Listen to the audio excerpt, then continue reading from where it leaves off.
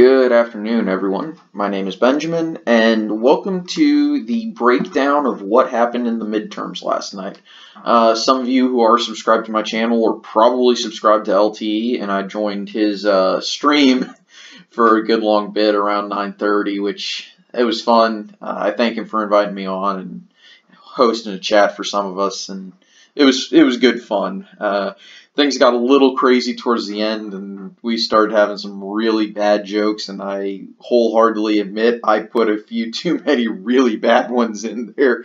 A few good self-deprecations, though. I gotta give myself a little bit of credit for that. But anyway, again, thanks to LT for allowing me to hop in on his channel and have a little bit of fun, and be nice to him in the comments. He's a good guy, so definitely respect him. Anyway, so let's talk about the House.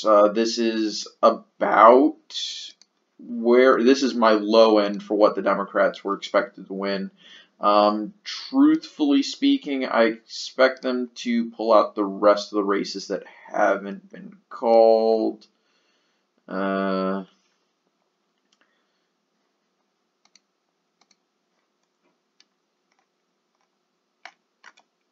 Yeah, so and we'll talk about this in the Senate in just a second. Okay, so any race that's in a light shade hasn't been called just yet. This is a Fox News one. This is, I think, the best one that I can find that shows a clear distinction between what has been called and what hasn't. A few surprises, like Oklahoma 5 going to the Democrats. That was a little bit of a shock. But nothing too surprising, to be 100% honest here. So we're going to exit out of this and actually,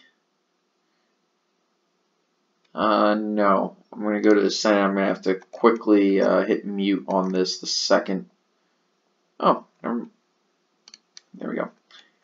Before it starts talking off. Anyway, so we've got two states still outstanding with votes still, that haven't been decided yet, and we'll talk about them right now before we talk about the governor's race that's still outstanding. By the way, I haven't marked off Mississippi, even though that is almost certainly going to go to the Republicans. So just for reference, I will put it here.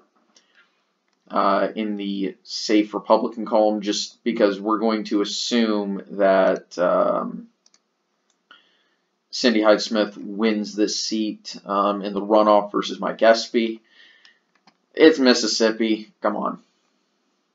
So we're going to go to Montana and Arizona. Montana is unusually close. Then again, maybe we should have expected it to be a lot closer. I expected it to be a wider margin. And Tester is probably going to hold on. Depending on where you look, it'll have 90% or 99% in, and Tester has a small lead in that regard. You look at Arizona, depending on where you look, McSally's ahead in about that margin, and about 75 or above % in. And most of the vote is expected from Republican areas. At least the vote that still remains is from Republican areas. So McSally is going to hold on to this seat for the Republicans, which is a big win for them. And definitely not what I expected. So let's assume that these races stay where they are. This means the Republicans have got a net gain of 3 seats this year. They lost Nevada, but they picked up some seats that I think a lot of people were shocked at. They also held on in Texas and, to a lesser extent, Tennessee. So John James was also a lot more competitive in Michigan than I think everyone expected. This should be taken as a sign that Republicans are actually competitive. Vukmir did a lot better than I thought she would. I thought she would only get about 40%. Baldwin's pretty popular. Um, I really didn't expect anything from this. I actually thought the special election would be closer to the regular Senate election. It seems there was a little bit of a split in who was voting for who, and that Tina Smith wasn't getting the same incumbent check mark that she got, that Amy Klobuchar did.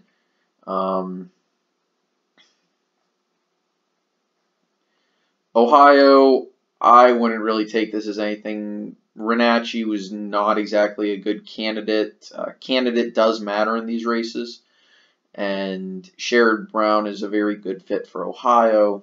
The Republicans did nothing. As a matter of fact, they kind of immediately said, yeah, we kind of screwed up with Lou Barletta, and they never campaigned for him. So the fact he got 2 million votes is kind of surprising, to be 100% honest.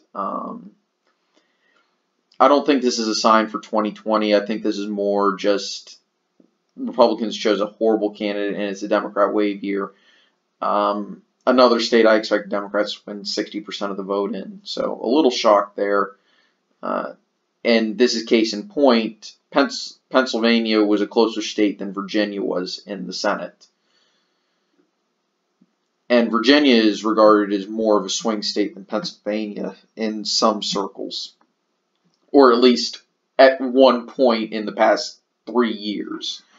I don't really think so now. I think Virginia is edging closer to a very Democratic state. Hugen did very well. As a matter of fact, he was much more competitive than either Virginia or Pennsylvania candidates, Barletta or Corey Stewart. So that's interesting, but that's more to do with Menendez being scandal-ridden. Not really that much of a surprise. Massachusetts, looking at it, yeah, it's about where I expected Warren Deal to be. Yeah, I expected Sanders to win that by a similar margin to what he won it by. Angus King didn't even need to go to instant runoff. That's something. West Virginia was a lot closer than I expected, especially after Manchin's vote in favor of Kavanaugh. New Mexico, Gary Johnson did extremely well, but as I suspected, he split the he probably got votes from both Heinrich and Rich. We'll talk about Nevada. It's about where I expected it. Feinstein had a much closer run than she was expecting. I think that covers it. Yeah, Deb Fischer won that handedly. Barrasso won that handedly. Romney won that handedly. Okay, so let's go to how the night kind of developed.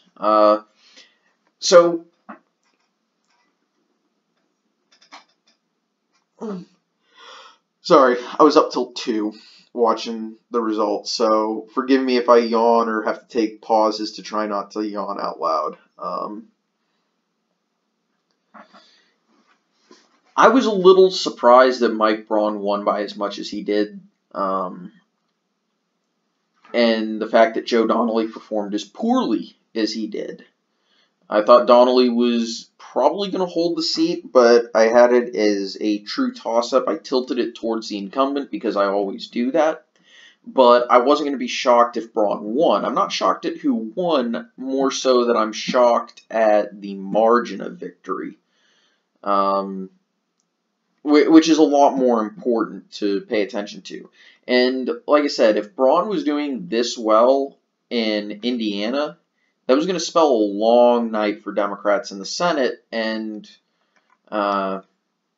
actually, I'll go ahead and we'll open up this as a tab for the House. And we'll look at that in just a second, because I do want to talk about whether or not this was a wave election. And I'll get to that at the end of this video, okay? So, Indiana kind of said Democrats are probably not taking the Senate, and they're probably going to lose a seat or two. That's, as soon as I realized Mike Braun was going to win this by as much as he was going to win it, I was like, yeah, Democrats aren't taking, they're not flipping the seats that they want to, and they're not holding on to the seats that they have to in order to even have a shot at it. Once Indiana was declared for Braun, I immediately knew Republicans were going to take the Senate, or keep the Senate, not take it, keep the Senate. They waited a long time to declare Marsha Blackburn the winner in Tennessee, but that's understandable. Blackburn wound up winning comfortably. That's another one that was forecast to be a lot closer, but I expected her to have maybe between what was forecasted and what actually happened. Simply because I was a little skeptical of Bredesen. So this is about where I am, and when I visited Tennessee, I got to about this area here, which is bordering east and central Tennessee, and that's where you would start getting closer to Nashville and start getting ads for Bredesen, or at least you would think. But really, again, when I visited the state, all I was seeing was stuff for Blackburn. So, again, I had to be very cautious of it because it was East Tennessee, which is heavily Republican. So, I don't know. Let's go down and take a peek at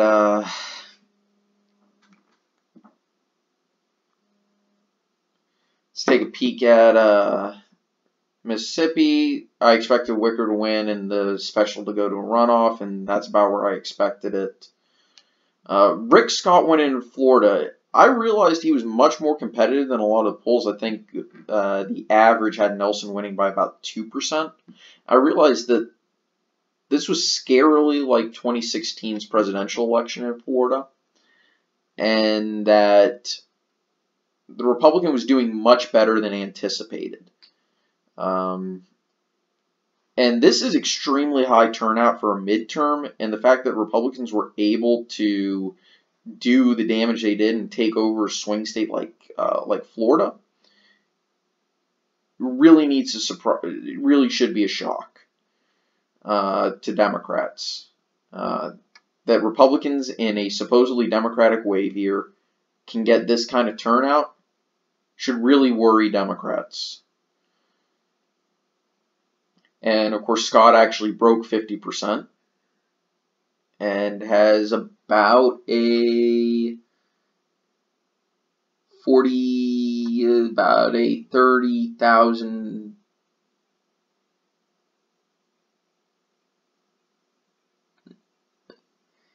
34,000 vote lead, and that's not going to change. If I remember correctly, it may go to an automatic recount, though Nelson has not only conceded the race, but no recount has ever overturned anything that wide. I know 30,000 votes sounds like, oh, you know, it's not a lot, especially when you say it's a 0.4% margin. You'd say, well, that's not a lot. But I remember talking about this in Michigan in 2016. No recount has ever overturned even a 12,000 vote margin. And that was a 0.2% flip. Now, New Hampshire was a lot different because that had like 2,000 vote difference. So the next time I saw that Democrats were in danger was Missouri. And I kind of realized that if Donnelly is going to lose in Indiana, McCaskill was going to lose in Missouri. So that didn't really shock me. I got the winner correct, but I'm going to go ahead and we'll go to the Senate map and show races that I got wrong. And I'm kind of talking about why I got them wrong. I didn't want to take into account and over-factor in early voting unless there was a proven connection between the early vote and the general in that state. The other reason is I was skeptical that the early vote numbers for Republicans were true. I was like, that doesn't seem right. So we go to North Dakota, where I think everybody expected Kramer to win that one, and he won it by about as much as everybody was expecting. Texas was a little bit closer than I anticipated, but I really...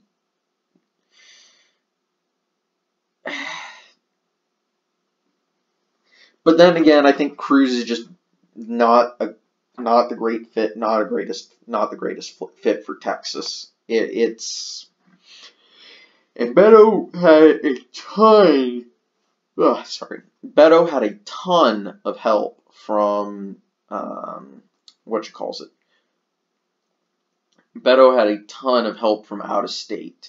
You know, he says he didn't take corporate donations or anything, but you may as well say out of state donations are the equivalent of corporations.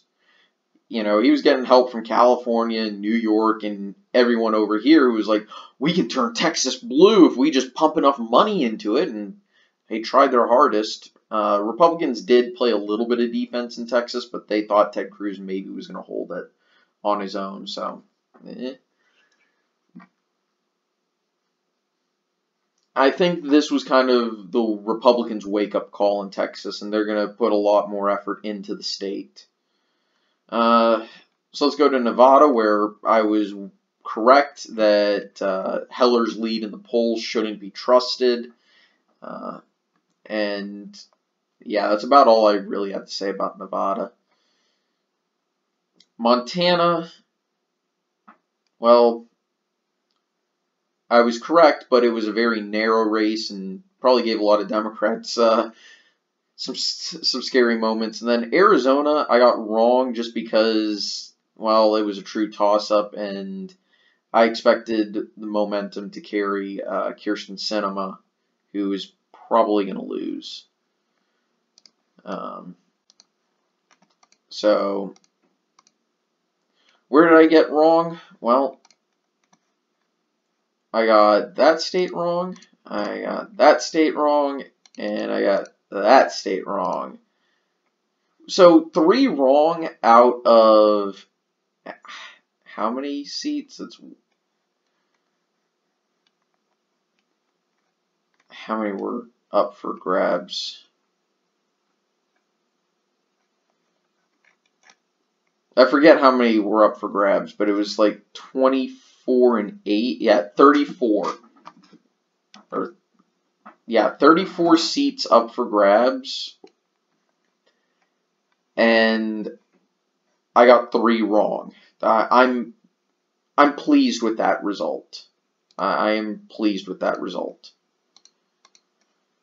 Yeah. So let's go to the governor's races, where the only one outstanding is Georgia. I was mostly correct in my predictions, except for Kansas and Iowa and Florida. So here's the funny thing. I don't think Kemp is going to lose Georgia. I don't even think it's going to go to a runoff like some people are expecting. Say what you want about the way Kemp handled it, but I don't really see anything different than what normally happens in Georgia, so it is what it is.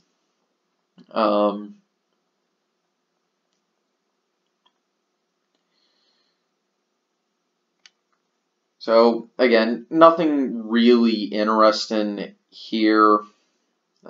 Kansas is really the only interesting one, but Kobach had a lot of baggage. Too much to overcome. So I'm pretty much correct. You just flip these 2 states, and my prediction is spot on. So I've gotten 2 wrong in the governor's races, but I got the overall breakdown correct. Which I think that's funny. Scott Walker made it exceedingly competitive in Wisconsin, but the fact it took a Democratic wave year to do so, and it was only just barely, that should be warning signs for Democrats across the Rust Belt.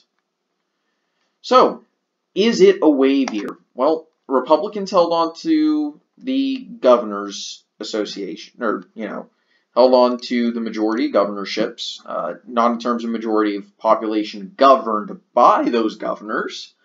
The Democrats do have more people under their own governorships, but Republicans have the majority of governors' mansions. In the Senate, Republicans actually expanded their majority by what's going to wind up being 3 seats. And in the House, Democrats are more than likely, that has actually been called for Will Hurd, so I believe that has been called for Davis as well. That I'm expecting to be called for Hagedorn. That's a weird seat. Honestly, that is pretty surprising that Republicans are, that the Senate is going to be, or not the Senate, but the House is going to be a lot more competitive than I think Democrats were expecting. I don't think this is a wave year. Sure, Democrats won the House vote by about 9%, which is about on the starting to reach the upper edge of where I expected it to be. 7 to 10 was my expected range with no margin for error. 4 to 13 was my with margin for error. And 9% is right in the middle, so would 8%, but that's beside the point. So in terms of the popular vote, yeah, you could argue it's a wave year. But the problem is, a wave year should translate to seats. And the fact that Democrats are only going to have a majority, not a comfortable majority or anything like that, the Republicans aren't even going to dip below 200 seats. So I'm struggling to find a reason to call this a wave year. It really isn't. Republicans won most of the areas they needed to with a few strange drop-offs. But they held on despite a national environment that you would think is very much against them. You could argue it's because of gerrymandering, though there's also a lot of self-sorting. Basically, gerrymandering matters, but where you live also matters. Because Democrats tend to cluster in urban areas, so yeah, a lot of their seats are going to look gerrymandered anyway. Because you have to attach those high population areas to rural areas, or else the rural areas just aren't going to ever get represented, or it's not going to be an accurate representation of the state's breakdown. That said, we need a much better system. You can clearly look at seats that are clearly gerrymandered. Look at Illinois, North Carolina, Maryland, Georgia's Texas to a degree. South Carolina's okay. Pennsylvania was bad. But yeah, so I would say it's not a wave year. It's